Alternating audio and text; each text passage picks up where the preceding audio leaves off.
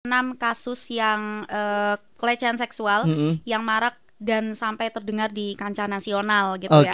Dan itu tuh melibatkan dokter, terus dosen, terus guru, sama yang terakhir ini tuh kayaknya bukan guru sih, kayak orang biasa gitu sih. Cuman korbannya sampai puluhan, 31 atau apa gitu. Dan itu di bawah umur semua. Cuman yang jadi pertanyaan, kenapa anak-anak ini mau gitu loh?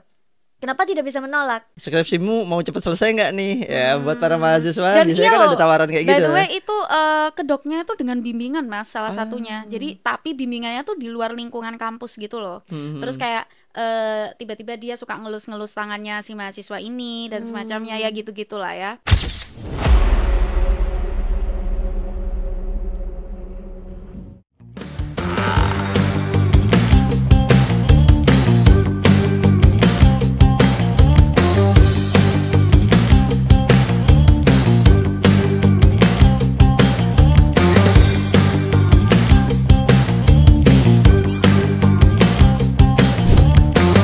Oke teman-teman semua, balik lagi di channel Relung Hati. Saat pikiran tak lagi sejalan dengan hati.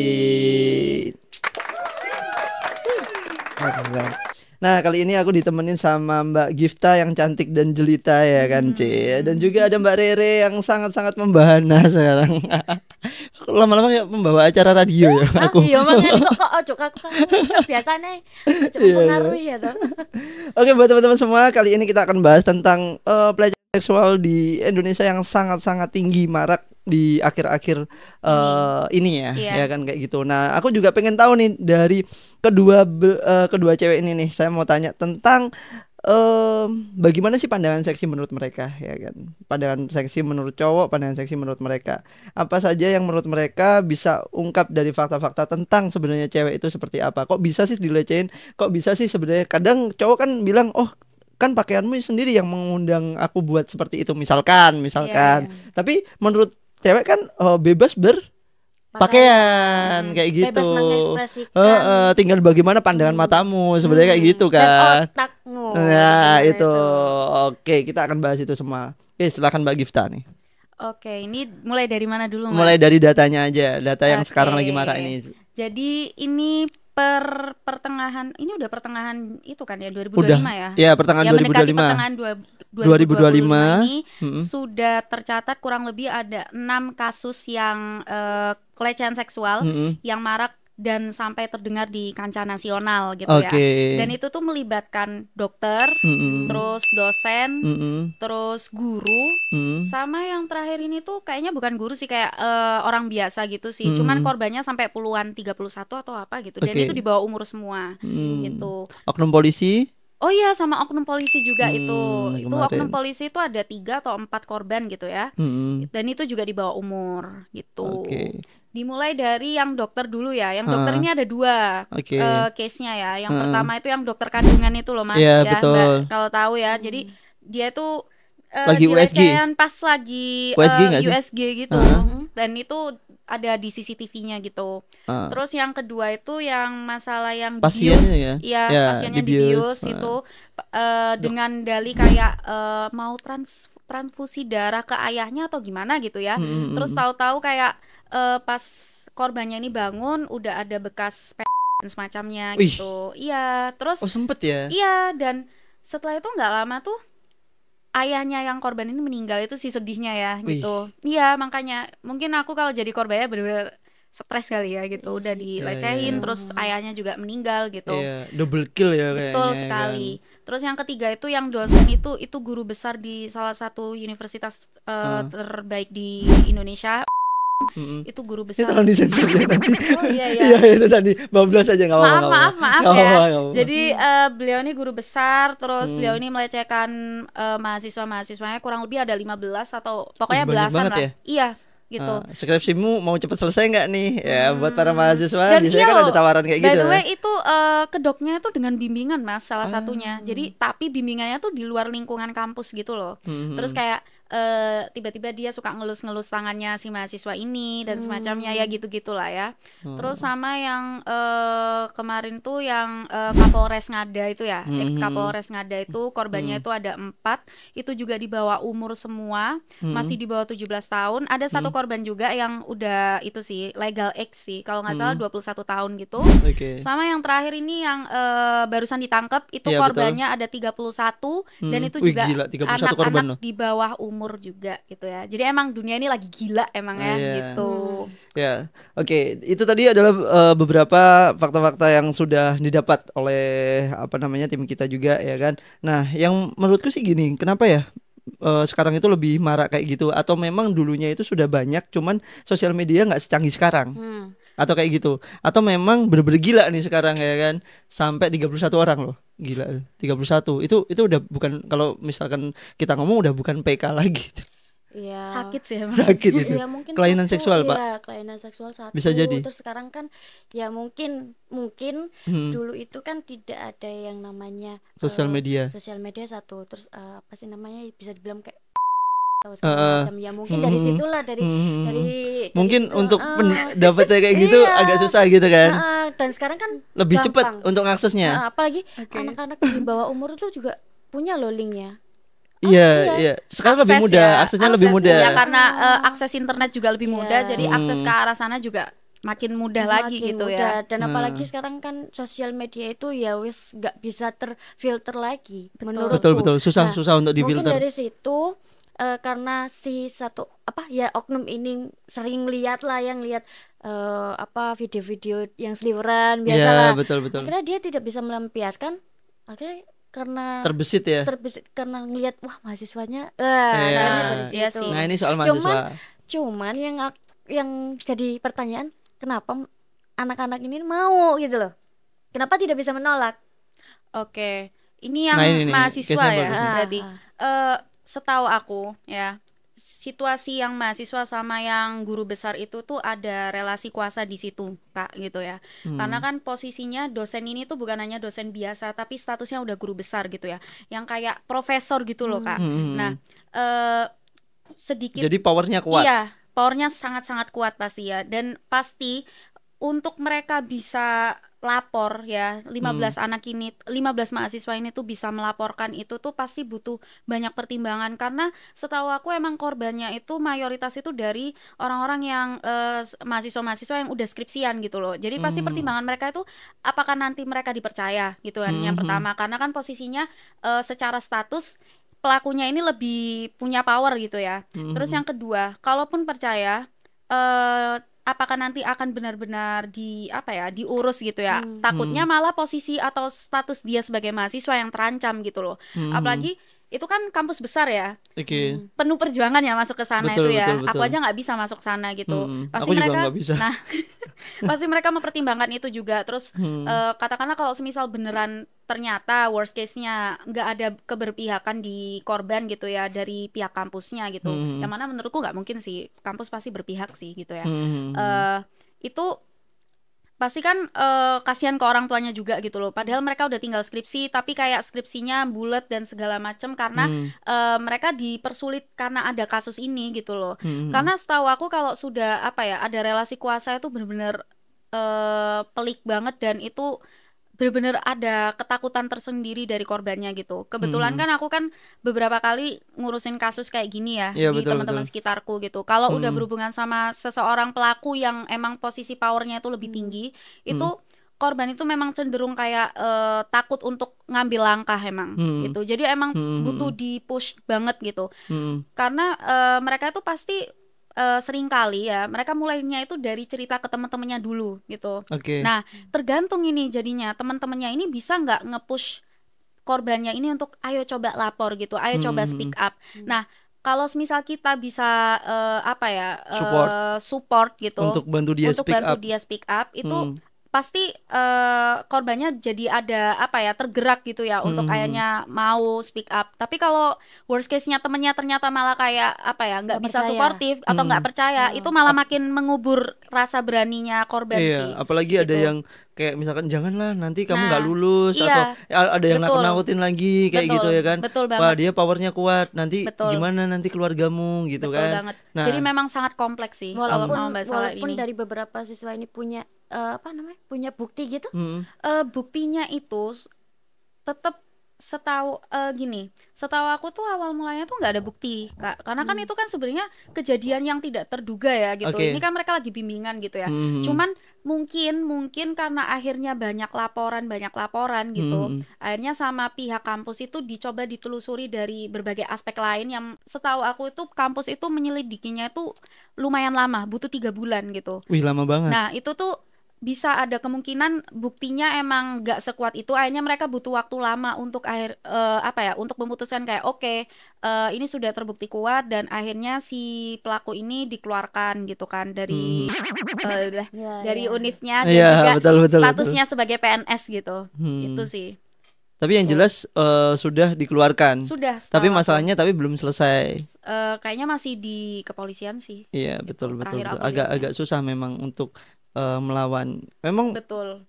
Kalau misalkan udah punya power kuat ya dia pasti backgroundnya juga kuat gitu kan. Sorry, mau tanya. Jadi pelecehan seksual itu dia cuman nggak sampai meniduri atau ya cuma sekedar gitu-gitu aja. Setahu aku atau beberapa ada yang aku nggak tahu sih ya apakah ada yang sampai melakukan hubungan badan tanpa konsen itu ya. Cuman dari yang aku pernah baca itu, mungkin aku belum follow up lagi, mungkin nanti bisa dibantu ya kalau ada itu berita-berita yang terbaru. Itu ya memang dimulai dari bimbingan skripsi gitu, bimbingan skripsi tapi di luar lingkungan kampus atau jam kampus gitu. Tapi kenapa ya gimana? Kayak dosen-dosen itu selalu melakukan hal itu tuh. Kayak ya tuh cuman gara-gara skripsi. Jadi memanfaatkan itu semua. Karena ya powernya di situ. Power akhirnya di situ. Ada power di situ gitu. Karena powernya di situ. Apalagi dia yang ini. Dan itu ya kalau aku menurutku paling amannya di situ. Tapi aku pernah dulu ya zaman sekolah pernah mengalami itu. Cuman untungnya si guru ini nih yang kayak maksa gitu.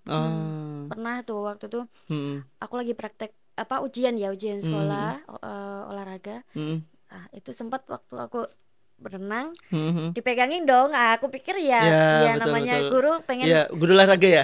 Ada sih kasus kayak gitu sama sih. Terus aku juga tiba-tiba, tahun 90-an kayak gitu semua kayaknya. Kok tiba-tiba ke area yang lain. Aku pikir mungkin memang harus dipegang di situ karena biar seimbang. Setelah aku tanya-tanya tadi gini ya. Iya aku sama 3 kali sempet jadi di area cari kesempatan aja area kan? sensitif itu sempet ya digituin lah pokoknya. Oke. Jadi kalau menurutku kan ada batas ambang wajar dari setiap wanita ya kalau menurutku. Nah ada yang hanya di bukan hanya sih, kalau misalkan ada yang dipegang tangannya aja itu udah termasuk pelecehan loh. Nggak sampai ini. Iya ada kan yang membatasi diri kayak gitu. Ada yang ada yang sampai dipeluk kayak gitu. Itu udah lebih itu ya kan, udah lebih. Ada lagi yang sampai daerah-daerah yang terlarang kayak gitu, daerah sensitif kayak gitu ada. Jadi batas dari sensitivitas wanita itu masing-masing pribadi masing-masing. Betul. Pribadi masing-masing. Betul. Contoh kayak misalkan Gifta kan mungkin sebagai cewek ya. Nah mungkin kalau sama-sama cowok, sama-sama teman, mungkin foto bareng karena udah kenal deket, mungkin sampai tangannya nyender atau ini udah biasa ya kan. Tapi kalau lebih dari itu kan wah ini udah gak wajar lagi nih kayak gitu. Makanya kalau kita membahas tentang pelecehan seksual itu, kita itu gak bisa fokus ke pelaku dengan dalih kayak semisal ya pelaku bilang aku hanya pegang tangan aja kok gitu. Aku tuh nggak bermaksud untuk melecehkan, niatnya bercanda atau niatnya tuh cuman ya niat friendly aja gitu. Nah itu tuh nggak bisa dijadikan sebuah excuse kayak berarti pelakunya ini nggak salah karena dia tidak ada niatan ke arah pelecehan. Tapi kita fokusnya itu harus ke korbannya gitu loh. Kalau misal korbannya ngerasa kayak nggak bisa karena aku tidak terbiasa dengan sentuhan fisik seperti ini, aku Nah, tidak terbiasa betul. dengan Itu. jokes seperti ini gitu ya. Kalau misal verbal ya, itu kan jokes ya biasanya. Jokes seperti ini. Ya udah, itu berarti pelecehan gitu loh. Jadi no excuse, dan pelaku harus minta maaf, pelaku harus kalau misal mereka ada rasa bersalah ya mereka harus minta maaf ya. Ketika kita udah sebagai perempuan, atau mungkin nggak harus perempuan sih, barangkali laki juga yang dilecehin ya. Kalau misal korbannya sudah ngerasa kayak oh ini terlalu berlebihan gitu loh, ya udah berarti sadar diri aja gitu loh. Itu sih. Memang kalau misal mau bahas tentang pelecehan itu kan karena jenisnya banyak ya. Ada pelecehan verbal, pelecehan fisik, terus verbal itu kan secara omongan aja ya, kan gitu. Pelecehan digital ya, secara online, Betul, foto segala macam. Foto yang kita disebarkan itu udah pelecehan juga gitu. Foto disebarkan, video disebarkan. Nah, wah itu. Jadi memang jenis-jenis pelecehan itu sangat beragam gitu. Kita harus menyadari itu gitu. Apalagi AI kan sudah secanggih sekarang kan. Nah fotomu aja bisa nih, bisa dibikin kayak apapun gitu. Atas yang penting wajah kamu, yang penting cocok dengan postur kamu gitu, bisa ya. Makanya sekarang tuh sosial media itu apa udah serem sengeri sih, itu serem. kan. Nah, serem. Apalagi anak-anak seusia anak aku tuh udah ngerti semua loh. Iya, teknologi sih lebih tepatnya yang serem betul. itu ya. Jadi gitu. Lu sebagai orang tua pun juga harus mencegah itu semua. Maksudnya secara tidak langsung ataupun apa terkait YouTube ataupun apa, wah sekarang beredar luas Pak gitu loh. Sebebas itu gitu loh. Aku pun juga nge-scroll pun memfilter beberapa gitu kan ada nih. Tetap aja. Ya tetap aja FYP keluar gitu loh. Jadi memang peran orang tua itu penting banget. Oh penting banget kalau misalkan udah memegangkan gadget sekarang itu udah luar biasa, dan harus dikasih tahu bahwasannya batas boundaries mereka itu sejauh mana. Contoh nih, kamu cowok, kamu kalau ada cewek kamu kayak gini atau teman kamu cewek seperti ini, kamu jangan kayak gini nih gitu. Lebih ibarat kasih pengertian aja, sebab dan akibat. Biasanya kayak gitu. Dan kalau Mas tahu itu ya, kakak tahu tuh kemarin itu beberapa waktu lalu itu viral di Twitter. Jadi salah satu alumni gimana ini boleh ngomong Boleh. Nanti tinggal disensor aja kan. Alumni ya FIB ilmu budaya itu mereka ini dia ini ketahuan ngerekam di toilet bioskop cewek gitu, ngerekam diam-diam, dan setelah ditelusuri handphonenya itu isinya ada Google Drive yang itu tuh semua dokumentasi dia ketika dia ngerekam diam-diam di toilet gitu, dan itu sudah dia lakukan ketika dia masih mahasiswa gitu ya. Gila. Dan itu ada rekaman dosen, rekaman cowok di toilet, semua itu ada gitu loh. Dan setelah ditelusuri kayak gitu, kalau udah viral kan pasti background pelaku kan udah ke kulit ya gitu kan, dikulitin mulu ya. Dan itu tuh ternyata pelaku ini tuh sudah melakukan aksi kayak gitu, ngerekam diem-diem di toilet itu dari SMP. Ya. Ini cowok atau cewek? Cowok yang lakuin dari SMP. Fetishnya gila banget ya. Sampai sejauh itu. Dan itu orang tuanya itu berdalih kayak apa ya, setiap orang itu punya aib tersendiri masing-masing, gitu ya. Jadi kayak orang tuanya tuh menganggap itu tuh kekurangan atau kayak semacam kelainan gitu loh. Nah harusnya ya sebagai orang tua ketika pertama kali berkasus di SMP itu dia tuh harusnya langsung dibawa ke psikolog atau psikiater untuk terapi gitu loh. Harusnya sebenarnya orang tuanya udah tahu pada saat dia SMP. Iya pasti tahu lah Mas. Itu tuh soalnya pas ketahuan SMP tuh rame udahan kayak itu aku di sekolah kok dari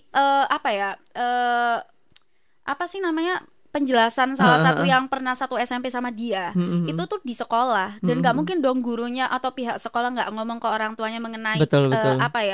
Sikap-sikap anak yang aneh kayak gini gitu loh.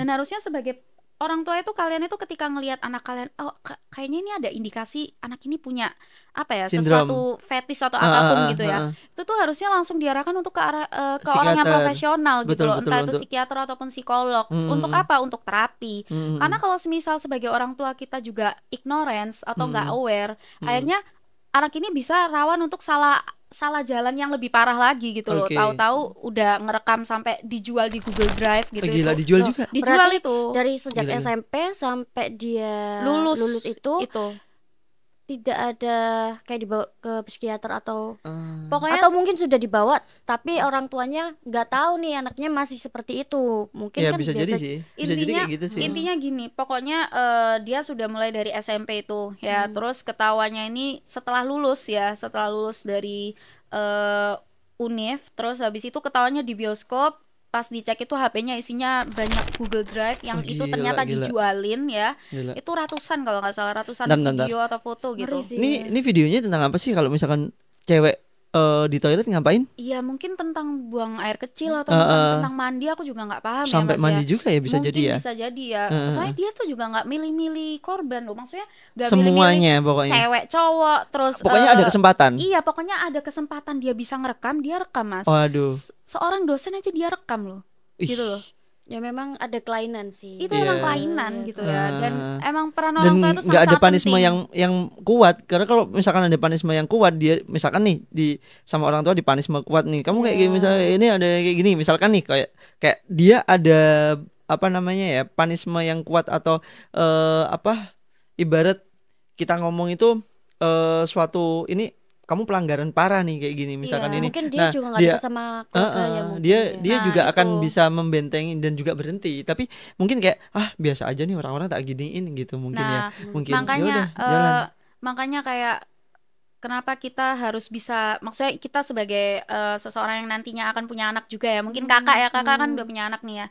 Makanya sebagai seseorang yang udah punya anak itu kita juga harusnya sadar kalau kita punya tanggung jawab gimana anak kita itu bersikap di luar sana gitu loh. Jadi selama masa prime-nya anak kita ya, maksudnya sebelum mereka legal age ya, kita tuh harus benar-benar ngawasin banget memang gitu loh.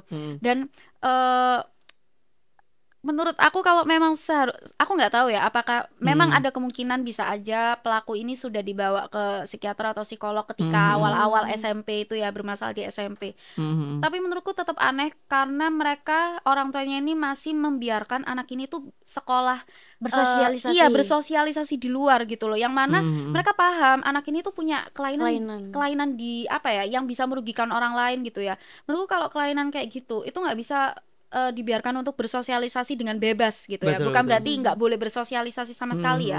Tapi untuk bersosialisasi harus diawasi lah. Emang benar-benar harus diawasin gitu loh. Jadi menurutku aneh kalau dia tuh masih bisa sekolah SMA terus kuliah juga sampai lulus. Itu aneh banget. Dan gitu. sampai dia mengkoleksi sebanyak itu loh. Nah itu berapa ribu ya? Tahu Mas, udah dijual lagi. Nggak bisa membayangkan SMP lagi loh itu.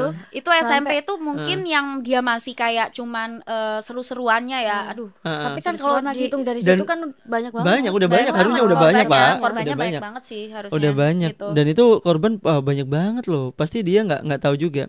Maksudku gini, itu sebenarnya bukan awalnya fetis. Terus kemudian kayaknya ditekuni itu sama dia. Iya, karena menghasilkan uang. Bisnis, gitu. Iya, itu gitu loh.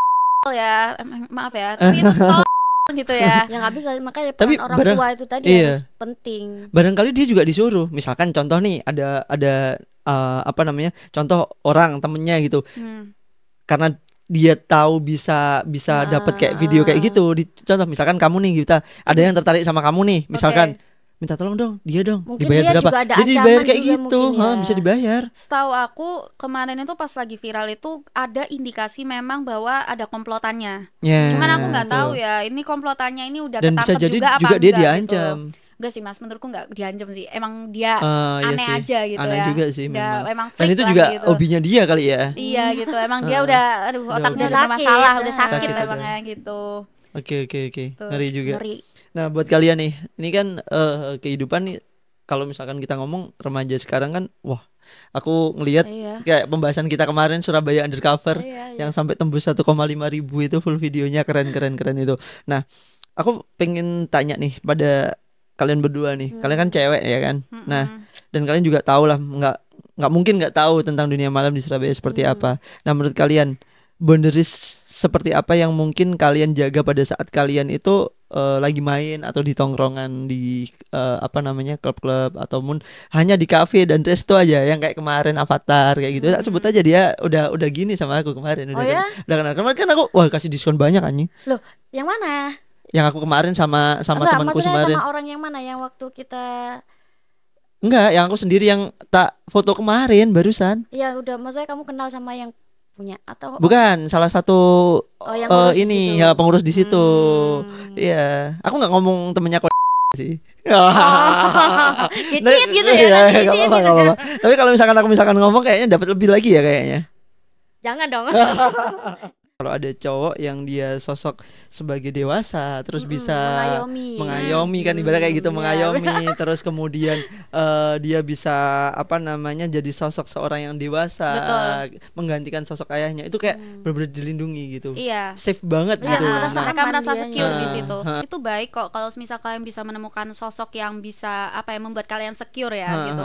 Tapi seringkali ya kelemahan kalian itu nanti bisa dimanfaatkan. Nah, karena takutnya kalian ketemu orang yang manipulatif gitu ya. Wah, ini yang membuat situasi di mana akhirnya pokoknya kalian tuh nggak akan bisa kalau tanpa dia gitu. Itu yang bahaya gitu ya. Itu rawannya tuh di situ gitu. Kayak digantungin gitu kan. Iya, betul sekali. Digantungin dan dipres. Nah, itu.